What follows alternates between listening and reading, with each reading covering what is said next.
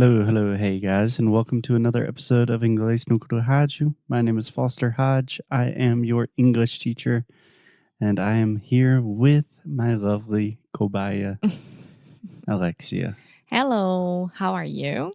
I am doing wonderfully. How are you, Alexia? I'm doing wonderfully as well.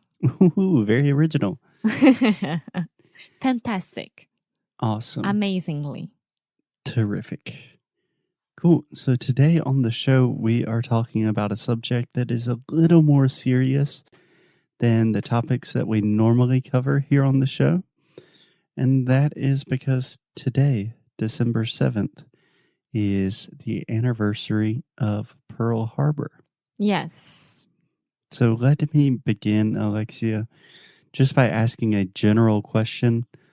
Do you know much about Pearl Harbor? I don't know if this is something that you study in school, in elementary school in Brazil, because this is just like a normal part of American history for us. Yes, of course. It is for you guys so important. But as I remember from my school, we did talk about it, but we didn't study as much as we should. I don't know, my history teachers, they like to focus more on Europe than United States or Asia. On Europe. On Europe. Europe. There we go. A lot of our students have a really hard time with that word. I hear a lot of Europe, a lot of Europe, but we just say you're. Like you're going to the mall. Europe. There we go. Perfect. Yeah, that's normal to have a more Western focus. And to be honest, I think that I know more about it than my friends because of my dad. My dad knows a lot about it. Yeah, your dad is quite the history buff. Yeah.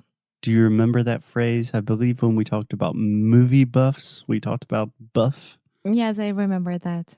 Do you know what it means when I say your dad is a history buff? He knows everything. He likes it a lot. Yeah, he's just very interested, knowledgeable. He knows a lot about it. Yeah. And it's kind of interesting because you can say someone is a history buff, a movie buff, something like that. But also, if someone is really buff, that can also mean they are in really good physical condition. Oh, okay. Kind of an older word that my parents' generation use more than we do, but it's like saradão. He's really buff. Okay. That guy on the beach today was so buff. You are buff. No, I'm not. But what I know about Pearl Harbor. Okay, one more time. Harbor. Pearl Harbor. Sounded like you were trying to say pure bar. Yeah, I don't know why. So let's repeat that one time. Pearl Harbor. Yes, that RL combination can be quite difficult for a lot of Brazilians and Portuguese speakers. So I always just recommend slowing it down, really articulating both syllables. Pearl. There we go. Pearl Harbor. Okay. So what do you know? I just know that Japan attacked this American military base in Hawaii, and it was a surprise attack. Yeah. And it was awful. I mean, of course, there are a lot of more things and history facts that I don't know, but I think that I know the big fact. Yeah, I think you got the gist of it. That was really good. Also, another good word. I'm full of good vocabulary today. When I say you got the gist of it, do you understand what that means? O jeito? More or less, the gist is like the general idea. Okay. There is even a podcast that I really like called The Gist, and this is G-I-S-T. G-I-S-T. And that just means kind of the general idea. You're not going too deep, but you get the concept. Okay. Cool.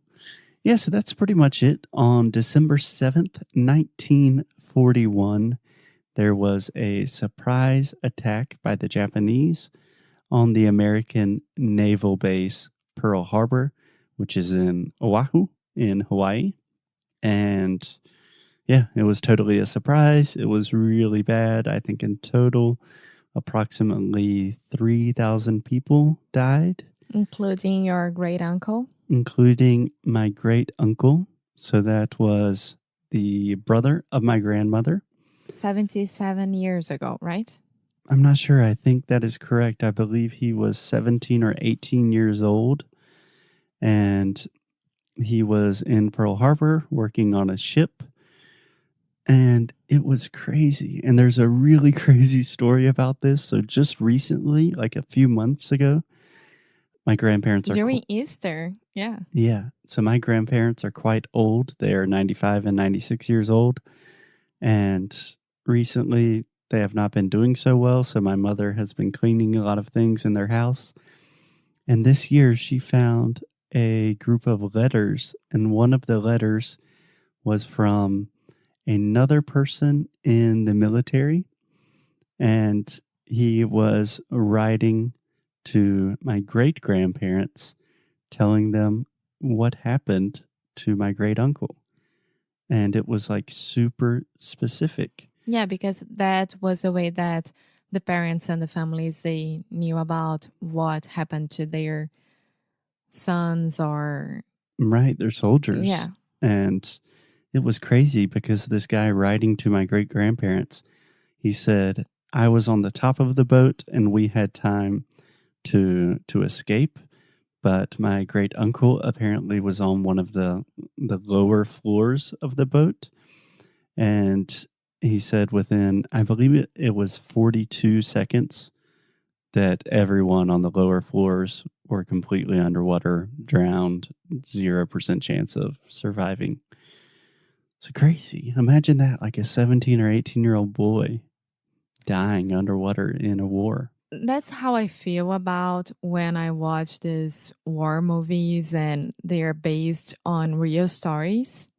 Because when you are watching a movie, an amazing movie like Dunkirk.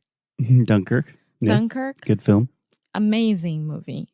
We watched that as an entertainment, right? Like, Yeah. whoa, the production was amazing and everything is amazing. But right. In this that case, was I would real. just say entertainment. We watch this as entertainment. As entertainment. Mm-hmm. But that happened. People died. People are still fighting nowadays, you know, like, and it's the same that I feel with Pearl Harbor. Pearl. Oh my God, Pearl Harbor. Yes, one more time. Pearl Harbor. I don't know. I think that I got used to say Pure Bar so much, and you used to correct me so much with pure. And now I can't say Pearl. So a good thing to do when you kind of get in these mental blocks and it's difficult for you to pronounce a word or expression, just get it right from the beginning, repeat a few times, get it in your head. So let's do it right now on air. Repeat with me 3 times. Pearl. Pearl. Pearl. Pearl. Pearl. Pearl. Girl. Girl. Squirrel. Squirrel. Nice. Pearl Harbor. Pearl Harbor. Pearl Harbor. Pearl Harbor. Pearl Harbor. Pearl Harbor. Perfect. Are you going to forget that? I hope not. Okay, Pearl Harbor. Pearl Harbor. There we go. Awesome. Yeah, but there was actually a movie about this as well called Pearl Harbor. I believe the star was Ben Affleck. I like him. Yeah.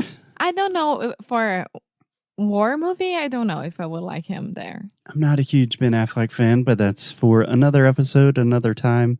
But yeah, even though these war movies can be really good, sometimes it doesn't really do the event justice. And sometimes we forget, yeah, a shit ton of people died. This was really serious. And I'm very happy that we are not alive during a world war. And I pray that our splendid world leaders can keep it that way. Well, it's happening a war right now. No one talks about it in Syria. And in a lot of places. Yeah, they're bombing and people are dying and no one talks about it. Okay, bombing. Bombing. Okay, the B is silent. So just imagine ba.